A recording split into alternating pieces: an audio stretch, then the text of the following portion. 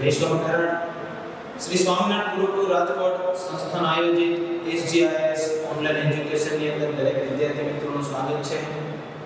હું સંદીપ ટાંક. આજે આપણે ધોરણ 7 ની અંદર પ્રાણીઓની અંદર પોષણ એના વિશે આપણે અભ્યાસ કરવા જઈ રહ્યા છીએ. આગલા પીરિયડની અંદર આપણે જોયું તેના વિશે આપણે થોડું રિવાઇઝ કરી લઈએ. આગલા પીરિયડની અંદર આપણે જઠર વિશે પણ અભ્યાસ કર્યો હતો.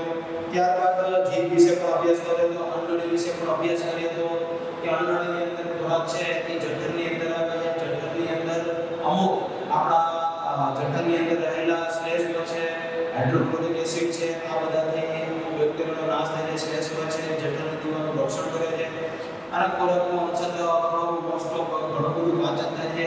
એની અંદરથી જરૂરી એવા પોષક તત્વોનું શોષણ થાય છે અને ત્યારબાદ એ ખોરાક છે એ ધીમે ધીમે આગળ વધે છે અને આગળ વધી અને ક્યાં આવે છે જઠર છે ઉપર અંડળી સાથે અને નીચેની સાઈડ નાના આંતરડા સાથે જોડાયેલું હોય છે. જઠરની અંદરથી ખોરાક છે એ પોતાનો પ્રવાસ ચાલુ કરે છે અને ક્યાં આવે છે તો કે નાના આંતરડાની અંદર આવે છે.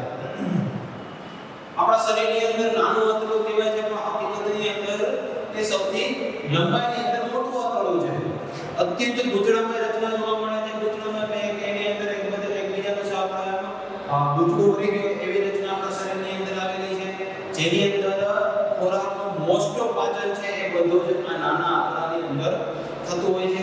એની અંદર સૌથી પ્રથમ આપણે અત્યંત ગૂંચળામય રચના આવેલી છે આપણા શરીરની અંદર. જઠરના નીચેની ભાગની અંદર એની લંબાઈ છે 7.5 મીટર. પરીક્ષાની અંદર એક વાક્યના સવાલની અંદર તમને એવો પ્રશ્ન પૂછી શકે કે નાના આંતરડાની લંબાઈ કેટલા મીટર છે અથવા તો કેવડી છે તો 7.5 મીટર આવે મીટર આવશે. તમને આપના વિકલ્પની અંદર પણ એવો પ્રશ્ન પૂછી શકે. ખાલી જગ્યાની અંદર પણ આ પ્રશ્ન પૂછી શકાય છે કે નાના આંતરડાની લંબાઈ કેટલી છે તો કે 7.5 મીટર. હવે ખાલી એક આપણે અનુમાન લગાવીએ કે 1 મીટર એટલે કે 3 મીટર થી ઉપર થોડો વધે એટલે કે 3.25 મીટર જેવું. હવે 7 મીટર પડીએ તો 7 કરીને 21 એટલે આપણા આંતરડાની ઓછામાં ઓછી લંબાઈ 1 થી 22 ફૂટ કરતા વધારે થાય. આપણા શરીરની અંદર આટલું મોટું આંતરડું છે ગૂંચળામય રચના ગૂંચળાની જેમ આપણા પેટની અંદર આવેલું છે. જેનાથી મોસ્ટ ઓફ ખોરાકનું બધું પાચન છે એ નાના આંતરડાની અંદર થતું હોય છે. નાના આંતરડાની અંદર પાછા જે કંઈ પણ ખોરાક જાય છે એની અંદર યકૃતમાંથી અને સ્વાદુપિંડમાંથી પણ અમુક પાચક રસો ભળે છે જે ખોરાકનું પાચન કરે છે. યકૃત અને સ્વાદુપિંડના સ્ત્રાવ છે એ નાના આંતરડાની અંદર ભળે છે. નાના આંતરડાની અંદર જેવો ખોરાક જશે એટલે સ્વાદુપિંડ અને યકૃત બંનેમાંથી અમુક પ્રકારનો જે પાચક રસ જેને આપણે આપણા શરીરની અંદરની કેમિકલ ફેક્ટરી જેને કહી શકીએ એ કેમિકલ ફેક્ટરીમાંથી અમુક પ્રકારના કેમિકલ છે એ નાના આંતરડાની અંદર આવે છે અને ખોરાકનું પાચન કરવાની અંદર મદદ કરે છે. નાના આંતરડાની દીવાલ પણ અમુક રસોનો સ્ત્રાવ કરે છે. નાના આંતરડાની અંદરની જે દીવાલ છે એની અંદર પણ અમુક પ્રકારનો પાચક રસ છે એનો સ્ત્રાવ થાય છે અને ખોરાકને પાચન કરવાની અંદર મદદરૂપ થાય છે. યકૃત છે તો યકૃત કેવા રંગનું છે તો કે યકૃત લાલાશ પડતા બદામી રંગની રચના ધરાવે છે. પરીક્ષાની અંદર આવો પણ પ્રશ્ન એકની અંદર પૂછી શકાય. યકૃત છે એના રંગ કેવો છે તો કે આછા બદામી લાલાશ પડતા બદામી રંગની યકૃતની રચના જોવા મળે છે. ત્યારબાદ આપ્યું છે ઉદરની જમણી બાજુ એટલે કે આપણા ફેફસા અને પેટની વચ્ચે જે ઉરોદર પટલ આવે છે એની ઉદરની જમણી બાજુએ ઉપરના ભાગે આવેલ ગ્રંથિ છે કે શરીરની સૌથી મોટી ગ્રંથિ છે. ઉદરની સાઈડ જમણી બાજુ આવેલી ગ્રંથિ છે જે આપણા શરીરની સૌથી મોટામાં મોટી ગ્રંથિ છે. બરાબર. એટલે સર આપણા પરીક્ષાની અંદર એવો પણ પ્રશ્ન પૂછી શકે કે સૌથી મોટી ગ્રંથિ કઈ છે તો કે યકૃત છે. કઈ સાઈડ આવેલી છે તો કે જમણી સાઈડ આવેલી છે. આવો પણ પ્રશ્ન પૂછી શકાય છે.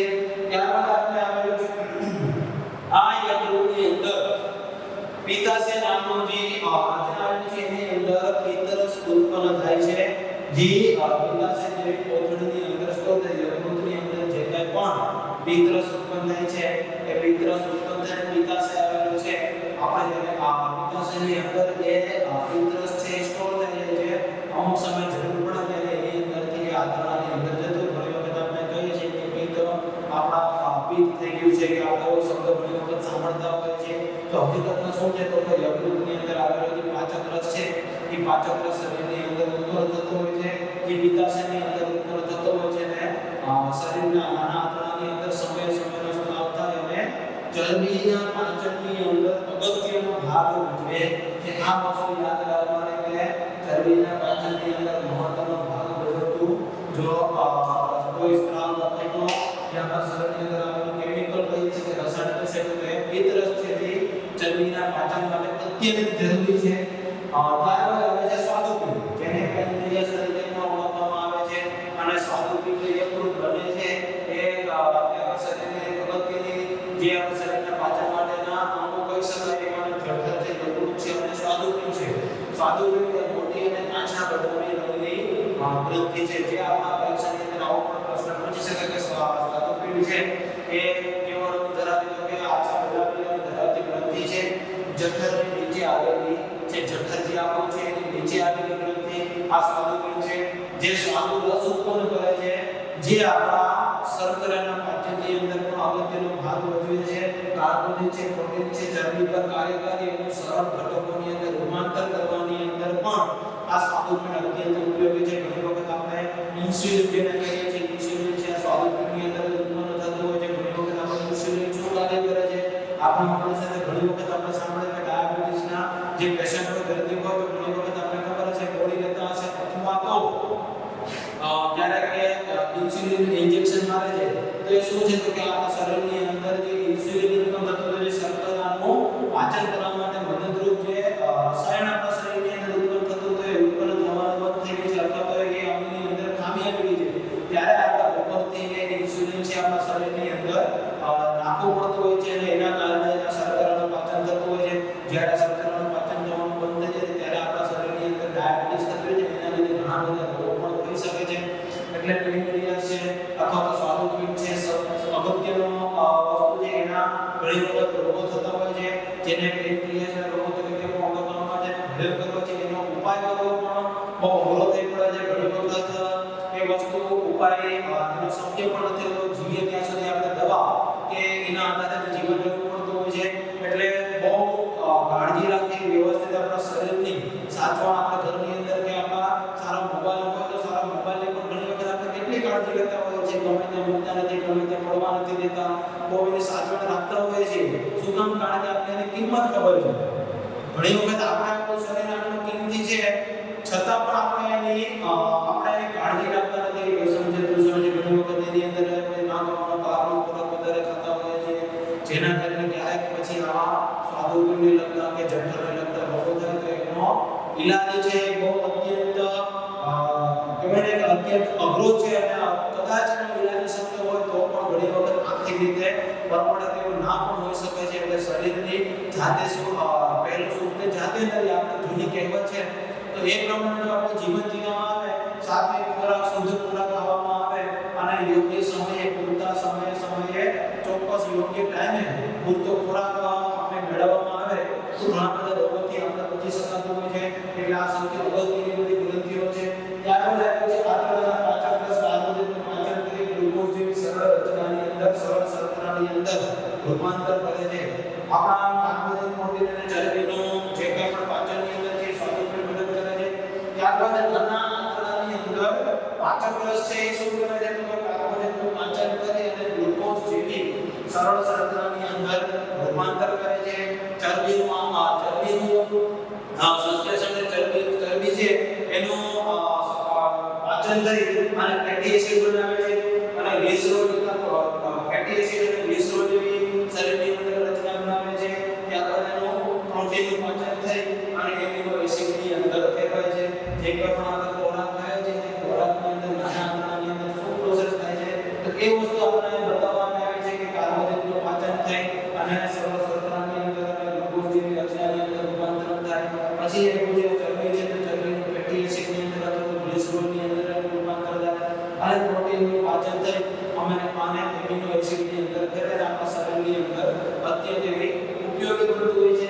ત્યારબાદ પછી નાના આંતરડાની અંદર શોષણ જે કંઈ પણ આપણે ખોરાક ખાઈએ છીએ મેં તમને શરૂઆતની અંદર વાત કરી કે સૌથી વધારે જે ખોરાકનું પાચન છે એ નાના આંતરડાની અંદર થતું હોય છે। હવે નાના આંતરડાની અંદર પાચન થાય છે ત્યારબાદ એનું શોષણ આવે છે। પાચન ખોરાક નાના આંતરડાની દિવાલની રુધિરવાહિનીઓમાંથી પસાર થાય છે જેને શોષણ કરે છે। જે કંઈ પણ ખોરાક છે પાચન થઈ ગયું છે કે પાચન થાય રુધિરવાહિનીઓની અંદર એનું વહન થાય જેને શું તરીકે ઓળખવામાં આવે છે? અંદરની દીવાલમાં હાજર આંગળીઓ જેવા પ્રવર્ધો જોવા મળે છે જેને રસાંકો તરીકે પણ ઓળખવામાં આવે છે. આપણા નાના આંતરડાની અંદરની દીવાલની અંદર નાની આંગળીઓ જેવા પ્રવર્ધો આવેલા છે, એટલે રેસા જેવા એના પ્રવર્ધો ગોળ જેવા પ્રવર્ધો આવેલા છે. એની અંદરથી એનું શોષણ થતું હોય છે, જેને પહેલા તો રસાંકો તરીકે ઓળખવામાં આવે છે. ખોરાકની શોષણની સપાટીની અંદર વધારો કરવાની અંદર આ રસાંકો છે અત્યંત જરૂરી છે અને મદદરૂપ છે. જે કે પ્રાપ્ત કરાતા છે ખોરાકની પાચન થઈ ગયા પછી એનું શોષણ કરવાનું છે, અને શોષણની અંદર આ રસાંકો છે એ સૌથી અગત્યનો ભાગ ભજવે છે. ત્યારબાદ શોષાયેલા ખોરાકથી રુધિર વાહિનીઓ દ્વારા શરીરના વિવિધ અંગો સુધી એને પહોંચાડવામાં આવે છે, અને જે આ શરીરની અંદર પાચિત ખોરાક આપણા શરીરની અંદર રુધિર વાહિનીઓ દ્વારા એને પહોંચાડવામાં આવે છે, જેને અભિશોષણ તરીકે ઓળખવામાં આવે છે. પરીક્ષાની અંદર એક માર્કની અંદર આવું પણ પૂછી શકાય કે અભિશોષણ એટલે શું? તો કે શોષાયેલા ખોરાક રુધિર વાહિનીઓની અંદર વિવિધ અંગો સુધી પહોંચાડવાની જે ક્રિયા છે એને અભિશોષણ તરીકે પણ ઓળખવામાં આવે છે. તો આ પણ એક અગત્યનો પ્રશ્ન છે. ત્યારબાદ એવો છે કોષોની અંદર ગ્લુકોઝનો ઓક્સિજન દ્વારા રૂપે જે કાર્બન ડાયોક્સાઇડ પાણી ઉત્પન્ન કરે છે. જે કંઈ પણ ખોરાક ખાય છે એ ખોરાકની અંદર કાર્બોદિત ચરબી પ્રોટીન આ બધા જ એવા ઘટકો આવેલા હોય છે. એની અંદર કોષોની અંદર જ્યારે એની અંદર જે ગ્લુકોઝ છે એ ગ્લુકોઝના અણુ તૂટે છે. ગ્લુકોઝના અણુ તૂટે છે એ કોના દ્વારા તૂટે છે? તો ઓક્સિજન દ્વારા. અને જ્યારે ઓક્સિજન દ્વારા આ ગ્લુકોઝના અણુ તૂટશે ત્યારે એની અંદરથી કાર્બન ડાયોક્સાઇડ અને પાણી ઉત્પન્ન થશે. એની અંદરથી જે શક્તિ છે કાર્બન ડાયોક્સાઇડ પાણી ઉત્પન્ન થશે.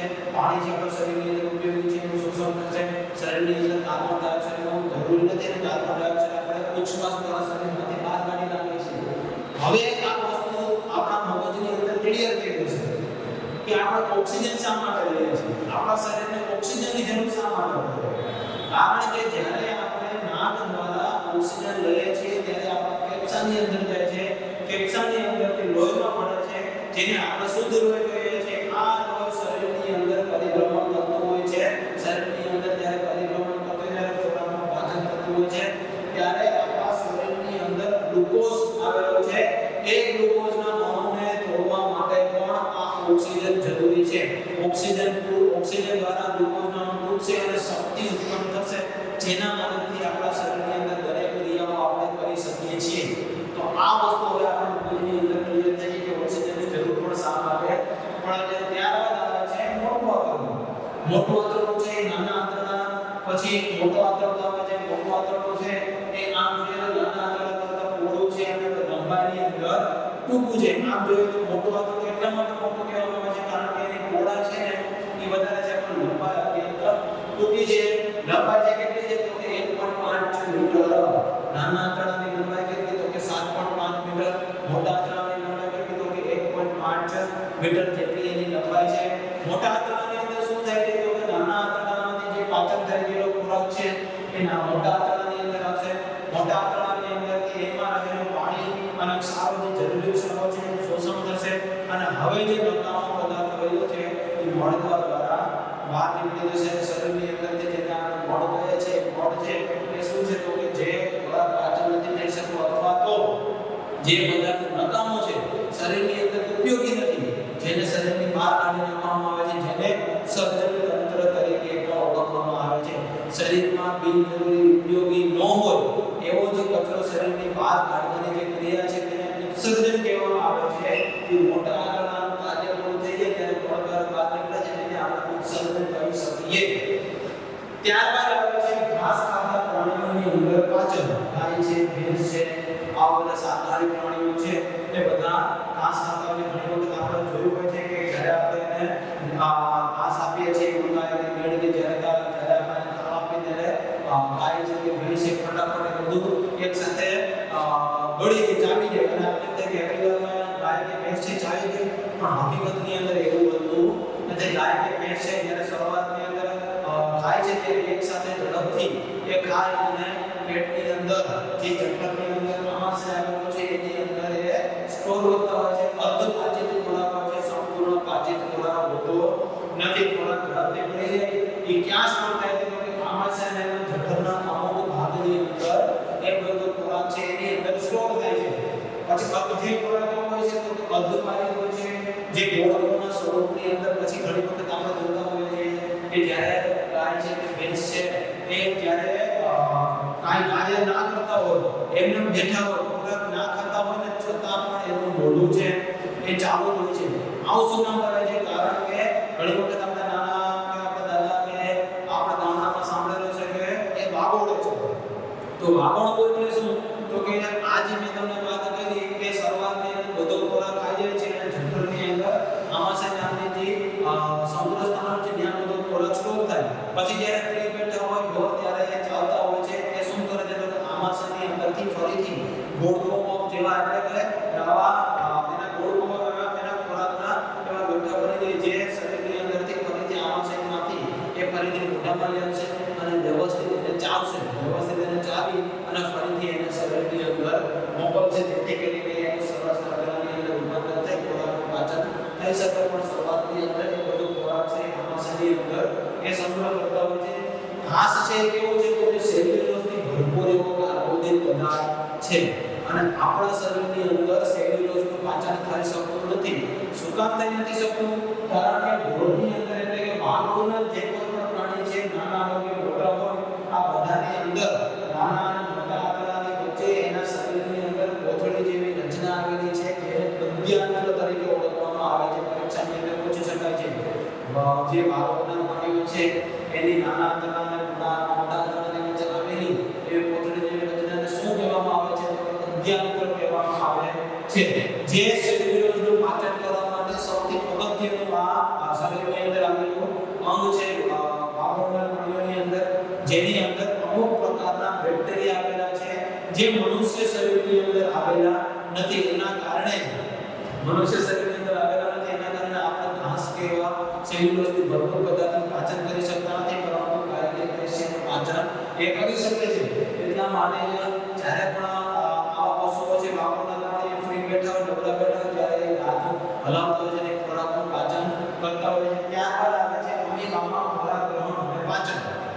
અમીબા છે આપણે ખબર છે સૂક્ષ્મ સજીવ છે જેને આપણે નરી આંખે જોઈ શકતા નથી. તેને જોવા માટે આપણે સૂક્ષ્મદર્શક યંત્રનો ઉપયોગ કરવો પડે છે. પણ પાણીની અંદર કે તળાવના પાણીની અંદર જોવા મળે છે એની અંદર એ રીતે અમીબા છે એની અંદર કોષરસ હોય છે. કોષરસ હોય છે ગોળ કોષ કેન્દ્ર આપેલું હોય છે અને કોષરસની અંદર નાના ગોળાઓ જેવી અલગ અલગ રસધાનીઓ ધરાવે છે અને પાણીની અંદર એ પોતે પોતાનું જીવન ગુજારતો હોય છે. એનો કોઈ આકાર હોતો નથી. એ જેમ આગળ વધે એમ પોતાનો આકાર છે બદલતો જાય છે. એને મોટા પગ જેવી રચના પણ આવેલી હોય છે. જ્યારે પાણીની અંદરથી જ્યારે ખોરાક ગ્રહણ કરે છે અને મોટા પગ છે એને એવું અનુભવાય કે આગળ કંઈક સૂક્ષ્મ જીવ આવે છે ખોરાક માટે તે મોટા પગથી એને પોતાના શરીરની પોતાની જે શરીરની જેવી રચના આવેલી છે એની અંદર ખેંચી લેશે અને સીધા એના અન્નધાનીની અંદર એને લઈ જશે અને એની અંદર એવા પાંચ કોષોનો સ્ત્રાવ કરશે અને એનું પાચન કરશે. ત્યારબાદ એને શરીર અને ત્યારબાદ એને બીજી બાજુથી એને પોતાના એના અમીબાના એનું શરીર છે એની અંદરથી પોતે બહાર કાઢી નાખશે. એટલે એના જે મોટા પગ છે તેને પ્રવર્તક તરીકે ઓળખવામાં આવે છે. અન્નધાનીની અંદર એની અંદર એવા પાંચ કોષોનો સ્ત્રાવ કરી એનું પાચન કરવામાં આવે છે અને પાચન થયેલો ખોરાક છે એને બહાર કાઢી નાખવામાં આવે છે. આમ જોઈએ તો દરેક સજીવની અંદર આ બધી રચના છે ને કોમન જોવા મળે છે. કેવી રીતે? તો કે પ્રક્રિયા શરીરની અંદર જે શક્તિ જોઈએ છે પ્રક્રિયા છે શક્તિ મુક્ત કરવાની પ્રક્રિયા છે. ખોરાક ગ્રહણ કરવાની પ્રક્રિયા છે. શરીરની અંદર શક્તિ મુક્ત થાય છે એનો નિકાલ કરવાની જે કોઈ પ્રક્રિયા છે આ બધી પ્રક્રિયા છે બધાની શરીરની અંદર સેમ જોવા મળે. ખોરાક ગ્રહણ કરવો શરીરની અંદરથી શક્તિ મેળવે છે અને પછી શરીરની અંદરથી પાચન થઈ જાય પછી એને બહાર કાઢવામાં આવે છે. તો આ બધી પ્રક્રિયા આપણે સેમ જોવા મળે છે. અહીંયા આપણો ચેપ્ટર પૂરું થાય છે એની અંદર સૌપ્રથમ એક આપણે પ્રોગ્રામની અંદર ઝાડા વિશે પણ આપણે માહિતી આપી છે કે શરીરની અંદર ઝાડા કેવી રીતે થાય છે. તો આપણા શરીરની અંદર ડિહાઇડ્રેશન એટલે પાણીનું બાષ્પીભવન ત્યારે પણ શક્તિ બને છે. પાણીનું બાષ્પીભવન થઈ જતું હોય છે ઝાડા થાય છે ત્યારે. તો આવું થવાનું શક્તિ કારણ કે જ્યારે આપણે ક્યારેક વિષયુક્ત ખોરાક જેને આપણે ફૂડ પોઈઝનિંગ કહેવામાં આવે છે ક્યારેક આપણા શરીરની અંદર પાચન ન થયું હોય એવો ખોરાક જઠરની અંદર જ્યારે સ્વીકારીને આપણા શરીરની અંદર ઘણી વખત એનું પાચન ન થાય પાચન ના થાય આપણા શરીરની અંદર ગડબડ જેવું લાગતું હોય ત્યારે પણ આવું થઈ શકે છે. ફૂડ પોઈઝનિંગ ચેપ લાગવાથી કે ક્યારેક એવો જેવી ખોરાક લાગવાથી કે બહારથી એવો પાણી આપણા પીવામાં આવે ત્યારે પણ ઘણી વખત આપણા શરીરની અંદર ઝાડા થઈ શકે છે. ઘણી વખત ઝાડા થાય ત્યારે ગરમનું શરબત અને પાણી અત્યંત પીવું જોઈએ. ભલે આપણે જળા તેલ આપણે પાણી શરીરમાંથી કારણ કે શરીરની અંદરથી જળા થાય છે ત્યારે આપણા શરીરમાંથી મોટા ભાગનું પાણી છે બહાર નીકળી જતું હોય છે, જેથી કરીને લીંબુ પાણી એટલે પાણી પીવાથી શરીરની અંદર શક્તિ જળવાઈ રહે, જેથી કરીને આપણે એની સામે રક્ષણ કરી શકીએ અને સમયે યોગ્ય સારવાર લેવામાં જેથી કરીને આપણે એની સામે બચી શકીએ છીએ. તો આ પાઠની અંદર આપણે પ્રાણીઓની અંદર પોષણ કેવી રીતે મેળવે છે અને બીજા ઉપર આધાર રાખવો પડે છે અને કેવી રીતે પોતે પોષણ મેળવે છે. પછી મોટું આ જે જીવ છે, અન્નળી છે, જઠર છે, નાનું મોટું આંતરડું, અમીબાની અંદર ખોરાકના બધા જ વિશે અભ્યાસ કરી અને આપણો બોલે છે. અને આ જેટલા આજે આપણે અભ્યાસ કર્યો છે એની અંદરથી મિનિમમ 10 એવા એક વાક્યના સવાલ જવાબ અને 10 એવી ખાલી જગ્યા બનાવવાની છે. એટલે 20 10 એક વાક્યના સવાલ જવાબ અને 10 ખાલી જગ્યા જે આપણે બનાવી અને હોમવર્ક કરીને લખીને આપવાના છે. દરેક વિદ્યાર્થીઓને જો વિડિયો ગમ્યો હોય તો લાઈક, શેર અને સબસ્ક્રાઇબ કરવાનું ના ભૂલો. દરેક વિદ્યાર્થીને જય સ્વામિનારાયણ.